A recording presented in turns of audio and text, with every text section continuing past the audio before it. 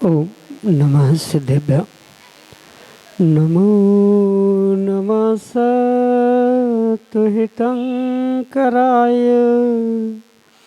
वीराय भव्याम्बुजभास्कराय अनंतलोकाय सुरार्चिताय देवादिदेवाय नमो जिनाय देवादिदेवाय नमो जिनाय।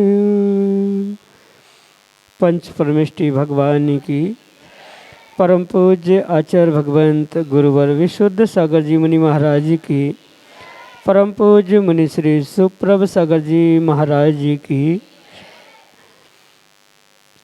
समीचीन विकल्पों का सम्यक समाधान, सम्यक ज्ञान की वह अलौकिक विधा जिसके माध्यम से हम सभी अपने मन के अज्ञान रूपी अंधकार को दूर करके और अपने जीवन में सम्यक ज्ञान रूपी ज्योति को ज्योतित करने का पुरुषार्थ करते हैं।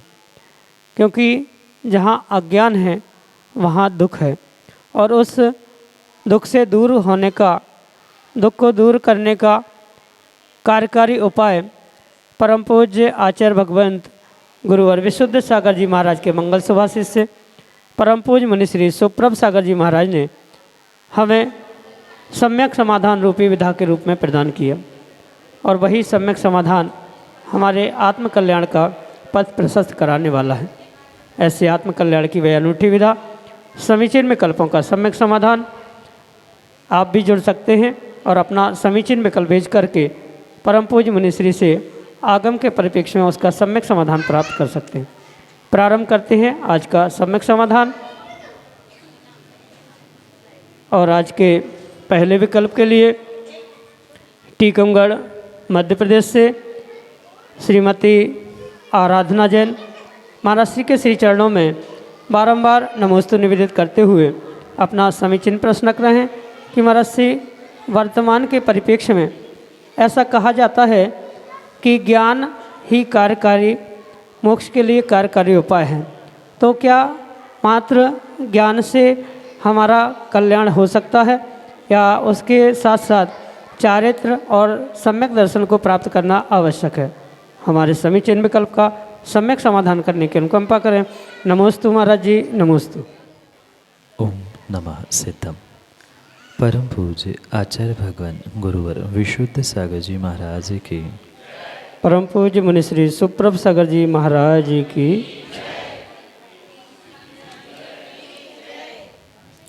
आचार्य भगवंतों ने मोक्ष मार्ग मात्र एक और एक ही कहा है, जो कि उमा स्वामी भगवंत अपने तत्वार्थ सूत्र ग्रंथ में स्पष्ट करते हुए कहते हैं, सम्यक दर्शन ज्ञान चारित्राणि मोक्ष मार्ग। मात्र सम्यक ज्ञान मोक्ष मार्ग नहीं है, मात्र सम्यक दर्शन मोक्ष मार्ग नहीं है और मात्र सम्यक चारित्र भी मोक्ष मार्ग नहीं। जहाँ तीनों की एकता होती है वही मोक्ष मार्ग और वही मोक्ष प्राप्ति का उपाय हो सकता। भली वर्तमान में बहुत सारे जीवों ने मात्र देवशास्त्र गुरु पर श्रद्धान, तत्वों पर श्रद्धान, आत्म श्रद्धान रूपी सम्यक दर्शन को ही मोक्ष मार्ग कहा, पर वास्तविकता में सम्यक दर्शन, सम्यक ज्ञान और सम्यक चारित्र तीनों जहाँ होते हैं वही जो रत्नत्रय रूपी धर्म स्वीकार किया जाता है उसे ही मोक्ष का मार्ग और मोक्ष का साधन कहा जाता। क्योंकि अगर सच्चा श्रद्धान नहीं है, तत्वों का यथार्थ निर्णय नहीं है, तब तक वह ज्ञान सम्यक ज्ञान नहीं है। सम्यक दर्शन के अभाव में ज्ञान सम्यक ज्ञान ना होने के कारण से वह ज्ञान मोक्ष के लिए और मोक्ष मार्ग के लिए किंचित भी किसी भी प्रकार से कार्यकारी हो नहीं सकता। और साथ में ये भी ध्यान रखें कि सम्यक चारित्र भी तभी हो सकता है जब श्रद्धान और ज्ञान साथ साथ हो सकता है, क्योंकि बिना श्रद्धान के, बिना समीचीन श्रद्धान के किसी भी प्रकार से जो क्रिया की जाती है वह सम्यक चारित्र की कोटि में नहीं आ सकता। ज्ञान होना ये तो मात्र क्षयोक्षमिक बुद्धि का विषय हो सकता है, पर उसे क्रियान्वित कैसे करना, किस प्रकार से साधु के 28 मूल गुणों को पालन किया जाता है, आदि आदि सब कुछ समझने के लिए ही पूर्ण रूप से चारित्र भी आवश्यक है। और चारित्र क्या है ये समझने के लिए सम्यक ज्ञान आवश्यक हुआ करता है। और सम्यक ज्ञान होने के लिए तत्वों पर यथार्थ श्रद्धान आवश्यक है। इसलिए सम्यक दर्शन, सम्यक ज्ञान और सम्यक चारित्र ही सच्चा मोक्ष मार्ग है। मात्र ज्ञान से आज तक किसी का भी कल्याण नहीं हुआ। अगर ज्ञान से ही कल्याण होता तो 13वें गुणस्थान में केवली भगवान को तो केवल ज्ञान प्रकट हो चुका, पूर्ण ज्ञान प्रकट हो चुका, पर फिर भी वहाँ मोक्ष सिद्धि नहीं हुई है, क्योंकि ज्ञान मात्र से कभी भी मोक्ष नहीं होता। ज्ञान के प्राप्ति के बाद, मतलब केवल ज्ञान के प्राप्ति के उपरांत भी पूर्ण रूप से चारित्र की उन 84 लाख उत्तर भेदों को प्राप्त करना आवश्यक है, जो कि 14वें गुणस्थान में पूर्ण होते हैं। और 14वें गुणस्थान के बाद ही जीव का मोक्ष होता है, उसके पहले नहीं। अगर ज्ञान से काम होता तो 13वें गुणस्थान में मोक्ष होना चाहिए था। सम्यक दर्शन से कल्याण होता तो 4थे गुणस्थान में ही मोक्ष होना चाहिए था। पर सम्यक दर्शन के साथ सम्यक ज्ञान के साथ सम्यक चारित्र, ये त्रिवेणी जहाँ एकत्रित एक साथ प्राप्त होती है, वहाँ मोक्ष मार्ग होता है। और मोक्ष मार्ग का फल ही मोक्ष रूप 14वें गुणस्थान के बाद जहाँ चारित्र की पूर्णता होती है वही होता है। इसलिए तीनों की एकता से ही मोक्ष मार्ग और मोक्ष संभव है, किसी एक से नहीं। यही आपके लिए सम्यक समाधान। पीयूष जैन, उज्जैन, मध्य प्रदेश से महाराज श्री के चरणों में बारंबार नमोस्तु निवेदित करते हुए अपना समीचीन प्रश्न कर रहे हैं कि महाराज जी, हम अपने लोभ कषाय को नियंत्रित कैसे करें। हमारे समीचीन विकल्प का सम्यक समाधान करते हुए हमारा मार्गदर्शन करने की अनुकंपा करें।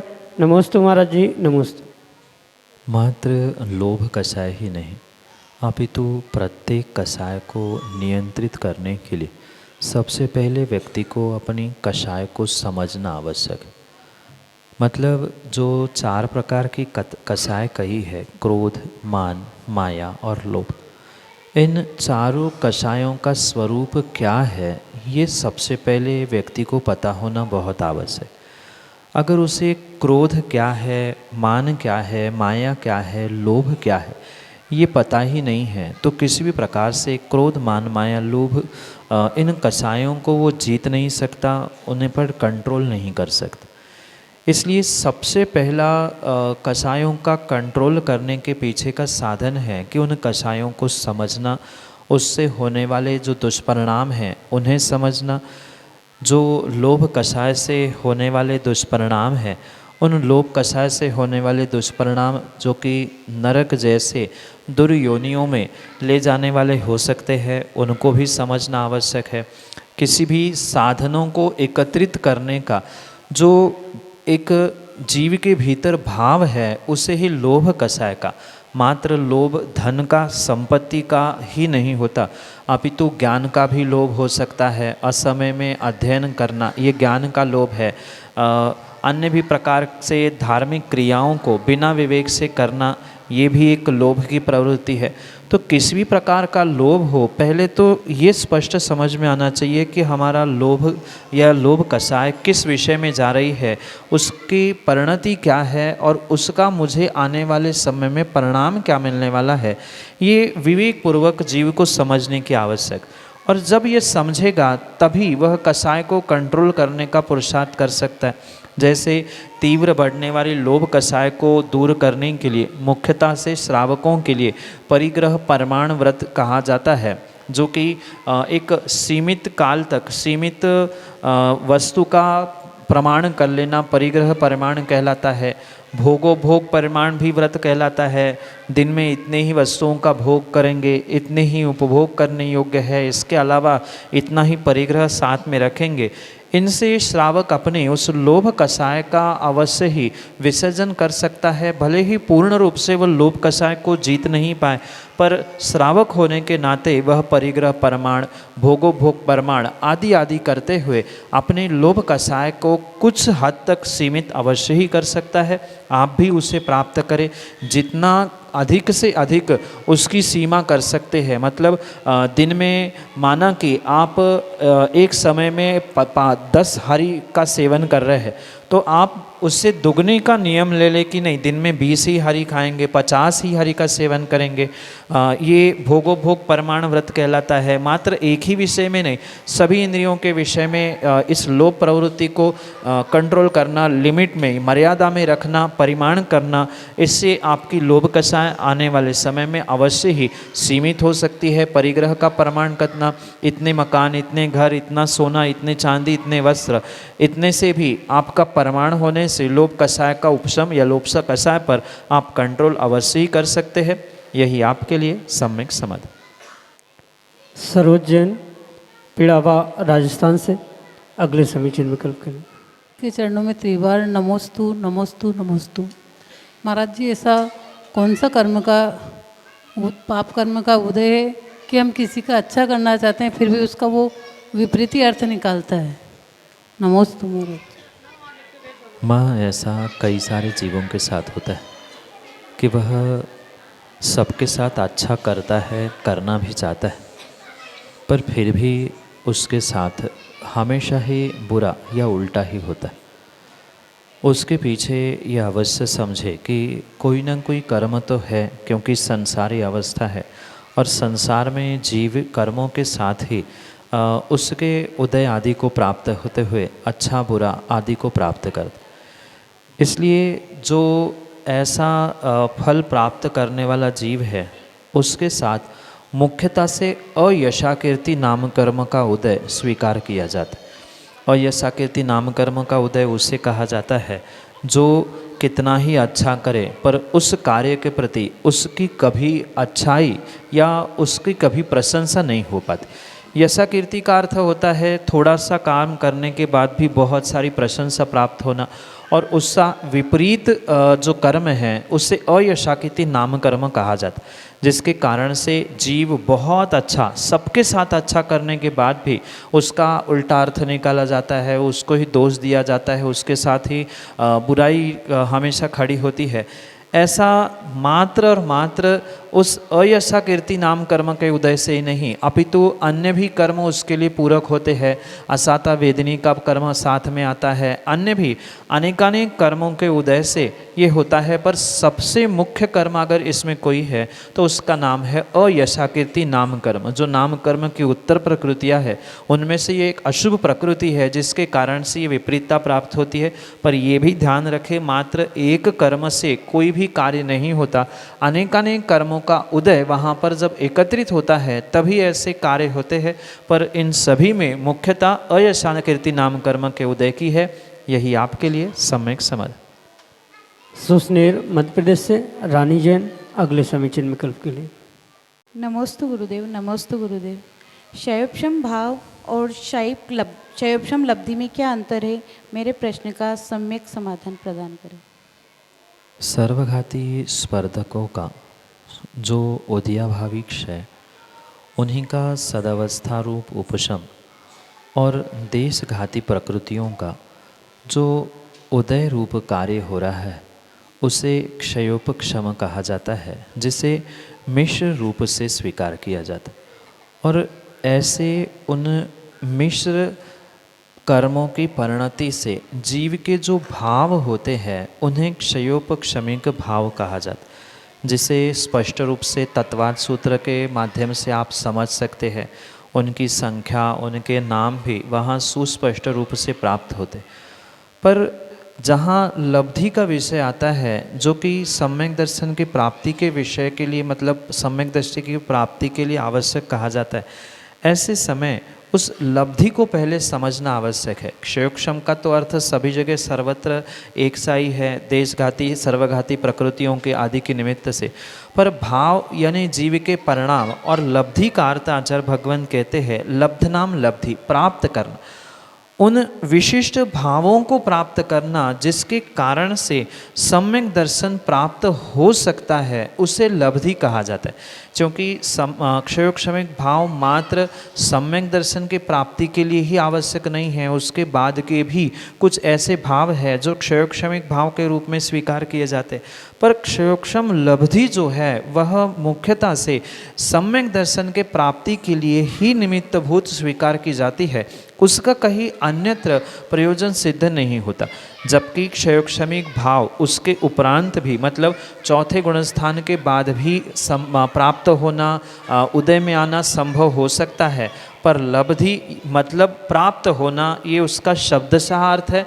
और उस क्षयोक्षम को, कैसे क्षयोक्षम को, जो 7 प्रकृतियाँ कही जाती है, मतलब दर्शन मोहनी और चारित्र मोहनी की सम्यक मिथ्यात और मिथ्यात आदि, ये जो 3 प्रकृतियाँ अनंतानुबंधी क्रोध मान माया लोभ, ये 4 मिला के 7, इन प्रकृतियों का जो क्षयोक्षम प्राप्त किया जाता है, जिसके निमित्त से श्रद्धान सत्वों पर होना ये आवश्यक है, उस समय पर लब्ध नाम लब्धि यानी इन्हें प्राप्त करना लब्धि रूप स्वीकार किया जाता है। और सामान्य रूप से जो अन्य 18 भेद भी कहे गए हैं वे सभी भाव है, तो वह कभी भी हो सकते हैं। मुख्यतः से इतना ही अंतर है, क्योंकि अन्य भी बहुत सारे सूक्ष्म अंतर संज्ञा से, मतलब लब्धि और भावों से भी किए जा सकते हैं, पर उतना समय क्योंकि नहीं है, सामान्य इतना समझे ये सम्यक दर्शन के प्राप्ति के लिए आवश्यक लब्धि है और अन्यत्र भी ये भाव उपलब्ध हो सकते हैं। यही आपके लिए सम्यक समाधान। आयुषी जैन पिड़ावा राजस्थान से अगले समीचित विकल्प के लिए। नमोस्तु महाराज जी, नमोस्तु महाराज जी। महाराज जी, मेरा प्रश्न ये है कि काले रंग को सब अशुभ बताते हैं, पर जितने भी मंदिर जी में हम देखते हैं अधिकांश मूर्तियाँ पार्श्वनाथ भगवान की काले रंग की होती है, तो फिर वो अशुभ कैसे होता है? नमोस्तु, मेरी शंका का समाधान करें। माँ, सभी विषय सर्वत्र एक समान नहीं होते। जैसे रंगों का ही अगर हम विचार करें तो काला रंग कहाँ पर अशुभ कहा है, किस अभिप्राय से कहा है, उसे बहुत विवेकपूर्वक समझने की आवश्यकता। अगर आगम ग्रंथ खोलकर देखें तो पंच परमेष्ठी के जो ध्यान करने योग्य 5 वर्ण कहे, उनमें साधु परमेष्ठी का भी काला वर्ण कहा है ध्यान करने योग्य। तो ध्यान करने योग्य काला वर्ण किस कारण से कहा है, वहाँ अभिप्राय को समझना होगा।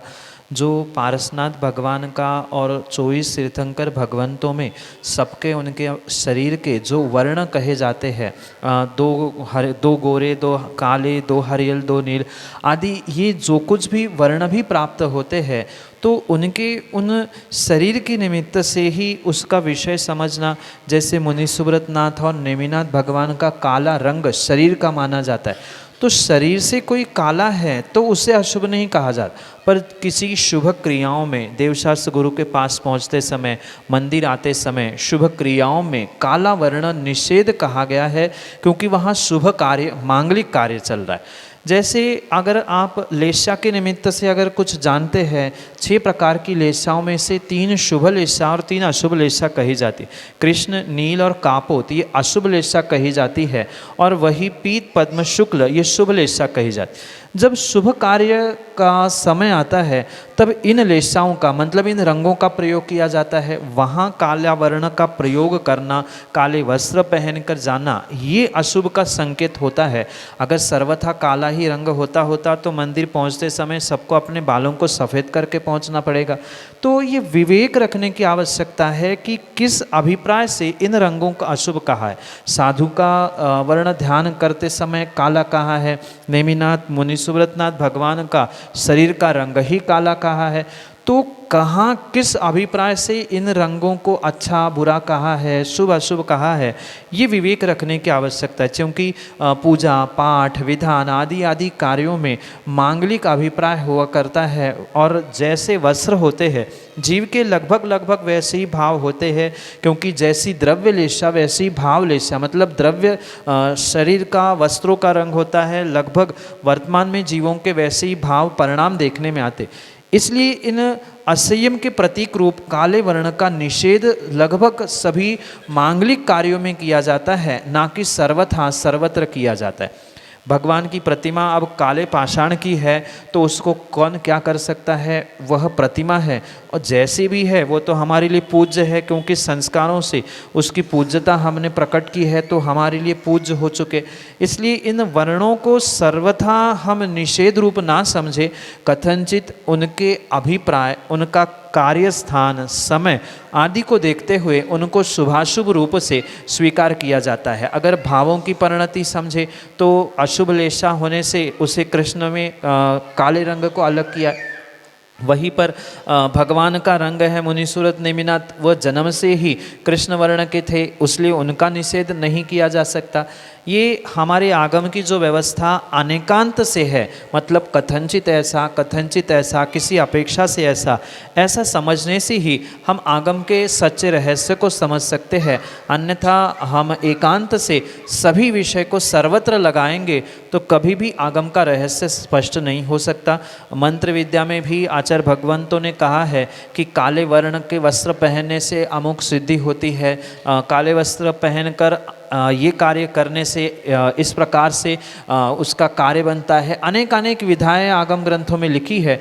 तो इसलिए ये समझे कि एकांत से कोई विषय नहीं है, उसे अनेकांत से समझे। क्योंकि सामूहिक रूप से बहुत सारी बातें स्पष्ट करना संभव नहीं है, पर आगम में इन सभी का रहस्य अवश्य लिखा है। इसलिए जो जैसा है उसे हमें स्वीकार करे, भले ही प्रतिमा काले वर्ण की हो, हमारे परिणाम शुक्ल धवल व लेशा रूप हो तो हमारा कल्याण हो जाएगा। यही आपके लिए सम्यक समाधान। हिमांशी जैन पिड़ावा राजस्थान से अगले समीचीन विकल्प के लिए। गुरुवर के चरणों में बारंबार नमोस्तु नमोस्तु नमोस्तु। महाराज जी मेरी शंका यह है कि जब हम पूजा करते हैं तो जो स्थापना करने का ठोना होता है, हमें उसमें स्थापना करनी चाहिए या फिर नहीं? श्रावक जो पूजा करता है उस पूजा के अनेक अंग आचार्य भगवंतों ने कहे, और उन पूजा के अंगों में सबसे पहला अंग है स्थापना, जो कि पूजा थाली में सबसे ऊंचा स्थान, जिसे सामान्य भाषा में ठोना कहा जाता है, उसमें ही मंत्रों के माध्यम से स्थापना की जाती। सबसे पहले बेटा पूजा स्थापना आदि का अभिप्राय बहुत विवेकपूर्वक समझने की आवश्यकता है। जो पूजा के समय ठोने में स्थापना की जाती है वहाँ किसी भी प्रकार से भगवान को विराजमान नहीं किया जाता, मात्र वह क्रिया सांकेतिक है। अगर आपने कभी पूजा करते समय, स्थापना करते समय मंत्र पढ़े हैं तो मंत्रों के अर्थों को भी वहाँ समझना बहुत आवश्यक है। मंत्र स्पष्ट कहते हैं अत्र अत्र तिष्ठ तिष्ठ सन्निधिकरण, और संकेत भी ऐसे ही है कि तिष्ठ तिष्ठ ठ ठ और सन्निधिकरण। तो हम कहाँ आमंत्रित करते हैं, चाहे भगवान हो चाहे गुरु हो, उन सबको हम अपने हृदय में आमंत्रित करते हैं। पर हृदय में आमंत्रित करना है तो फिर ठोने में लौंग चढ़ाना, चावल चढ़ाना आदि कार्य करने की क्या आवश्यकता, ये भी प्रश्न हो सकता है। जैसे आप स्कूल में जाते हैं तो स्कूल में टीचर आपकी प्रेजेंट ही लेते हैं। जिस दिन आप होते हैं आपके उस रजिस्टर पर कहीं टिक लगाई जाती है, कभी प्रेजेंट एब्सेंट आदि लिखा जाता है।